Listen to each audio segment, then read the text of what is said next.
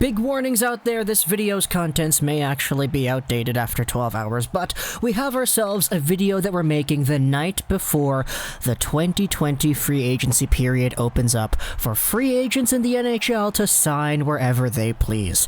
The Vancouver Canucks are in a position where they've only really done one thing, and that was sign Zach McEwen, who isn't even a UFA, he's an RFA. But when it comes to Toffoli, when it comes to Tanev, when it comes to Markstrom, Stetcher, Gaudette, Virtanen, Mott, all these guys, there still is work to be done, which is why I say that by the time this video is uploaded, maybe in an hour, maybe in 2 hours, maybe in 24 hours, everything we talk about is completely falsified and no longer of value to discuss. So, this is a video talking about the Vancouver Canucks goaltending situation, because we spoke earlier on the channel several times on Jacob Markstrom, and how he's a guy who has been garnering interest from other teams around the NHL. We spoke about Colorado, we spoke about Calgary, we spoke about Detroit, but how Markstrom wasn't in a position, at least according to the media and what some people were reporting, to go to a team like Detroit that was in a rebuild mode. So, today we're going over a few other options of teams that are apparently very, very interested in the Vancouver Canucks starting netminder. And I say starting netminder very loosely. We don't even know if he's going to be the number one, if he is indeed going to come back. Because we do have some form of speculation, rumors as to what's been going on that front. Speculation has also ensued, indicating the idea that the Vancouver Canucks really just want to get Markstrom done first before they get anything else done afterwards, which is why they have been so quiet aside from the McEwen front. However, starting off the Markstrom front, we did have an article on The Athletic written by Craig Custance who says that according to his source, an NHL goalie coach, he has heard that the Vancouver Canucks have offered Markstrom a 7-year deal. And okay, you know, I don't know how believable that is, because if he was offered a 7-year deal, you could debate, okay, if it was 7 years, why didn't he sign it? At the same time, we don't know if that would have included a no move or a no trade or whatever, if that eligibility for the expansion draft would have been there, because we know that that's one of the big things in this whole Jacob Markstrom holdout. He wants to be guaranteed a job with the team that he signs the contract with, and Seattle is just a different option entirely. However, if Markstrom is indeed not going to re-sign, this is just the hypotheticals over here, Pierre LeBrun on Insider Trading notes how the Edmonton Oilers are eagerly waiting to see if he goes to the market. Because according to sources, the Edmonton Oilers are indeed in the market for a goaltender. Their whole Mike Smith-Koskinen thing, yeah, they want to improve upon that. However, we did have a few other notes from different parts of Vancouver radio. Take a look at what Matt Sekera said on air. He said that he talked to someone who knows Markstrom, and that person told Sekeres there is no way Marky wants to live in Edmonton. Now, you could debate whether or not that's legit, that's just hearsay. Of course, we don't really know the full story, the details behind that, but if there's an interest from the Edmonton Oilers, the apparent hearsay is that Markstrom would not even consider it because, hey, Edmonton is Edmonton, and even though Edmonton is cool, it doesn't appear that he would want to live in Edmonton just based off of this one quote mentioned on Vancouver radio. So, let's go over the other side. If Markstrom ends up going to free agency, what happens with the Canucks goaltending tandem? Do they go with Demko Domingue? No, probably not, because they have an opportunity to sign a few other goalies.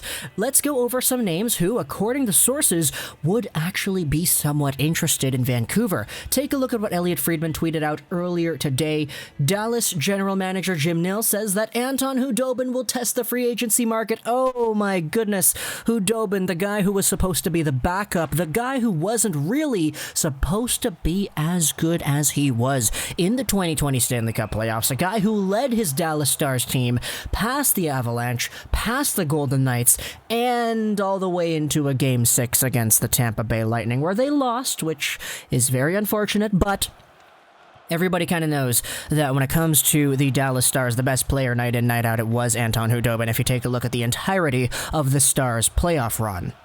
Anton Khudobin, he's pretty old, not gonna lie. He's a guy who has had a few long tenures with different teams around the NHL, but he was with the Dallas Stars for quite some time now, though he is 34 years old. He's a guy who is going to the market. Who knows how much he is going to be able to get, because this most recent season with the Dallas Stars, he posted up a 2.22 goals against average and a .930 save percentage, that's actually very good. My goodness. His numbers over the past few seasons have been solid ever since being acquired by the Dallas Stars after his tenure in Boston was up, but nowadays what you have on the free agency market is an old guy, 34 years old, who is indeed coming off of what was one of the best goaltending series we have seen in a long time. No disrespect to Andrei Vasilevsky, but Anton Khudobin was in there, robbing guys left and right, giving his team a chance to win. Here's a tweet from Rick Dhaliwal. If Markstrom is not re-signed, he has been told that Anton Khudobin has Vancouver on his list. He likes the city, and they have a good young team. So, that's an idea right here. An older veteran goalie to act as the 1A, 1B backup behind Thatcher Demko should Jacob Markstrom leave the Canucks. That's interesting. That's an interesting idea. I think if Anton Khudobin is in a position where the Vancouver Canucks were willing to go for it, this could be, depending on how big the contract would be, a very valuable move for Demko's overall development. Learning the reins, being behind a guy who led his team to a Stanley Cup Finals championship at 34 years old, and actually having the experience to keep up with that. Now, obviously, Demko is good himself, and Markstrom definitely is good at carrying his own weight as well, but there's something to be said about Stanley Cup Finals experience, and for the most part, the second guy we're talking about also has some of that, but he's on a little bit of a different side of the coin than Anton Khudobin is. Today we're talking about Cory Schneider too, because he got placed on unconditional waivers with the purpose of buyout for the final 2 years of his contract by the New Jersey Devils earlier today. And everybody in Vancouver kind of knows Cory Schneider, Vancouver Canucks former goaltender, a backup. He was the guy in the Luongo controversy. We didn't know who was going to be the long-term starter for the Canucks going forward. Eventually, Schneider got traded at the 2013 NHL entry draft for the 9th overall pick of the New Jersey Devils, which the Vancouver Canucks used to select Bo Horvat, who is the current team's captain. And then Luongo got traded a year later, making the ultimate victor of the Luongo-Schneider controversy, Eddie Lack.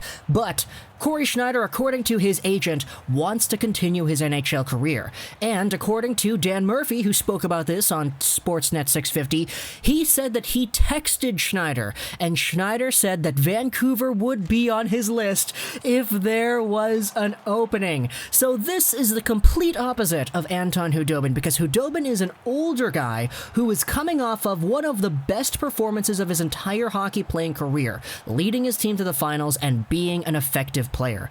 Cory Schneider is also 34, but he got bought out because he has been not really all too good ever since he got that groin injury, ever since he was taken out. He's been on the decline, and take a look at this. This is on Reddit. The top comment over here to the Schneider news from Septimus29, a top 3 goalie in the league in his prime, and we surrounded him with poor talent. This man gave his lower body for the team, and we did nothing for him.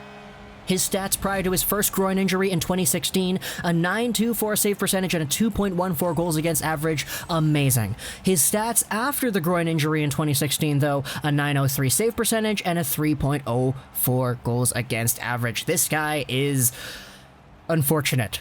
Very unfortunate. He was so good on top of the hockey world back in the mid-2010s, but then he got taken out. He had to spend some time in Binghamton. He had to spend some time in the AHL, coming back into the NHL, and he wasn't really all too great this most previous season. An .887 save percentage and a 3.53 goals against average. Yeah, that's not great. Really not great. But again, the Anton Khudobin thing kind of comes into play here, because if you want veteran leadership, you want experience, you want a guy who knows what it means to win, Cory Schneider provides that. It's just that he really wasn't good the past few seasons. So even though it would be a very cool, funny novelty story to bring back Cory Schneider to Vancouver, assuming Markstrom leaves and there's a backup position open, I'm not really sure, logistically speaking, how smart it would be to do that, because Schneider doesn't really seem like a guy who's capable of winning anymore. Obviously, if he does do that next year, then I'll eat my words, but the way that he's progressed and transitioned throughout his career, it doesn't really seem all too favorable. Whereas Khudobin, on the other hand, he's coming off of a very hot Stanley Cup playoffs. So talk to me in the comments of these two possibilities, three actually, if Markstrom leaves going to Edmonton, and then the idea of Khudobin and Schneider both being open to Vancouver should they have that spot available. Talk to me in the comments below. Hope you enjoyed this video. That show us 99, and bye.